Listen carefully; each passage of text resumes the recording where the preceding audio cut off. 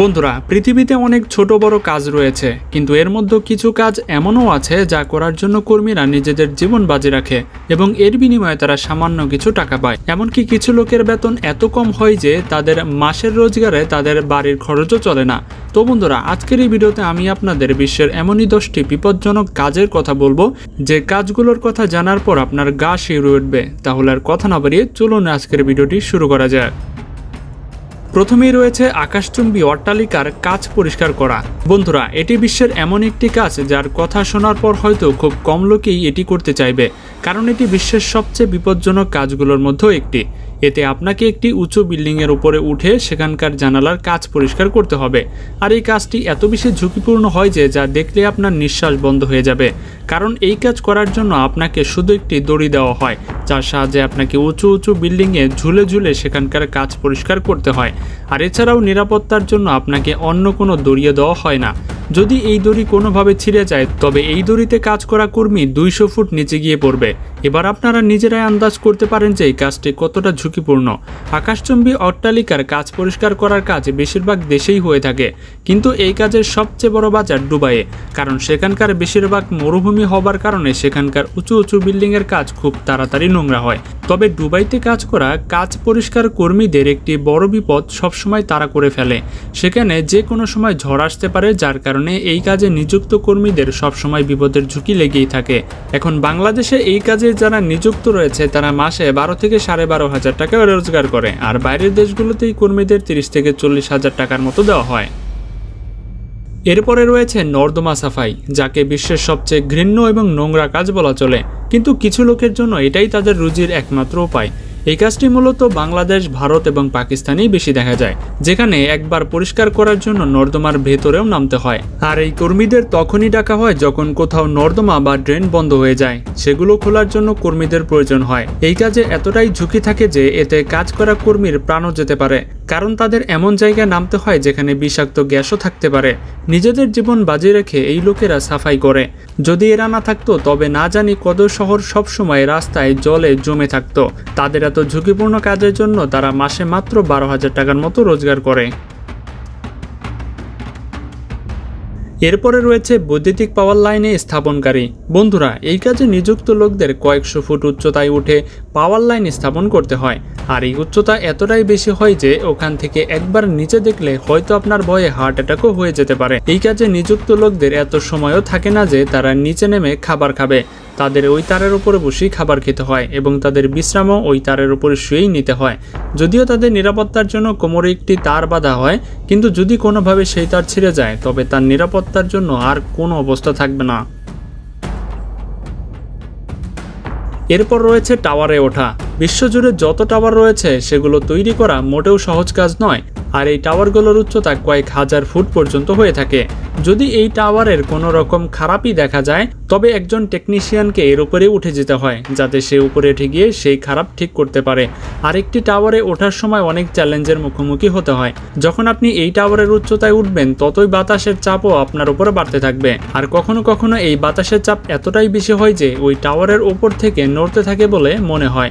আর অনেক কর্মী এরকম তীব্র বাতাসে টাওয়ারে ওঠার সময় নিজেদের জীবনও হারায়। আর এই কাজ করা কর্মীরা তেমন বেশি বেতনও পায় না। এতে কাজ করা কর্মীদের মাসে 18 থেকে 20,000 টাকার মতো রোজগার হয় বলে ধারণা করা হয়। এরপর রয়েছে বোমা নিষ্ক্রিয়কারী। বন্ধুরা, এটি বিশ্বের অন্যতম বিপজ্জনক কাজ। এতে যদি আপনার একটি ভুলের পদক্ষেপ নিয়ে থাকেন, তবে আপনার প্রাণও যেতে পারে। এই বোমা নিষ্ক্রিয়কারীদের সম্পর্কে তো আপনারা অনেকেই জানেন, যারা বোমা নিষ্ক্রিয় করার কাজ করে। যদিও এই কাজে নিযুক্ত লোকেরা উচ্চশিক্ষিত, যাদের বহু বছরের বোমা নিষ্ক্রিয় করার অভিজ্ঞতা থাকে, তবে হয়তো তাদের পড়া ছুটো তাদের বাঁচাতে পারবে না।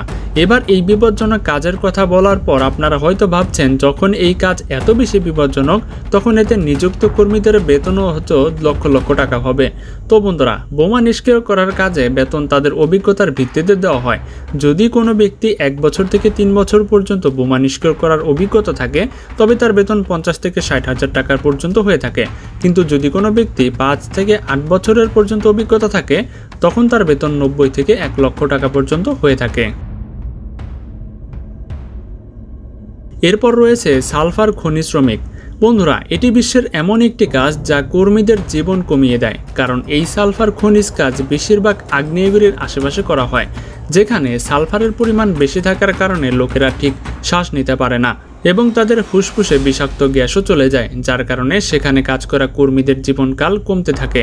আর এরকম জায়গা থেকে সালফার কাঁধে চাপিয়েই বাইরে বের করে নিয়ে যাওয়া হয়, কারণ এইরকম জায়গায় এমন কোনো উপায় থাকে না যে যার মাধ্যমে সালফার বাইরে বের করা যাবে। সালফার সার, ব্যাটারি তৈরি এবং অনেক ওষুধ তৈরিতেও ব্যবহার করা হয়। অনেক কর্মীর কাঁধে এই সালফার বয়ে নিয়ে যাওয়ার কারণে গভীর ক্ষতও তৈরি হয়েছে। আর সালফার খনিতে কাজ করা কর্মীরা সাধারণত 50 বছর পর্যন্ত বেঁচে থাকে, কারণ তাদের শরীরে এমন কোনো না কোনো রোগ বাসা বাঁধে যা তাদের মৃত্যুর পরেই ছাড়ে।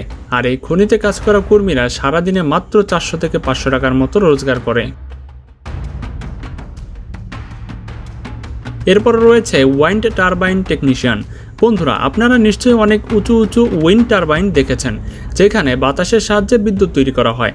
আর যদি এই উইন্ড টারবাইন কোনো থেরাপির কাজ দেখা দেয়, তবে একজন টেকনিশিয়ানকে ওই উইন্ড টারবাইনের উপরে উঠে যেতে হয়।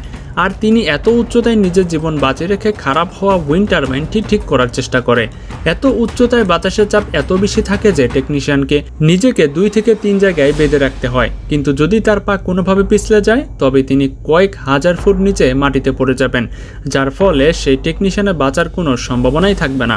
এত বিপজ্জনক কাজ করার পরেও এই টেকনিশিয়ানরা ভারতে মাত্র 10 থেকে 20,000 টাকার মতো বেতন পায়। এরপর রয়েছে দমকল কর্মী। এটি বিশ্বের এমন একটি বিপজ্জনক কাজ যা বিপজ্জনক পরিস্থিতি সামাল দেওয়ার জন্য প্রয়োজন হয়, কারণ এই দমকল কর্মীদের তখনই ডাকা হয় যখন কোথাও বিপজ্জনক পরিস্থিতি তৈরি হয়।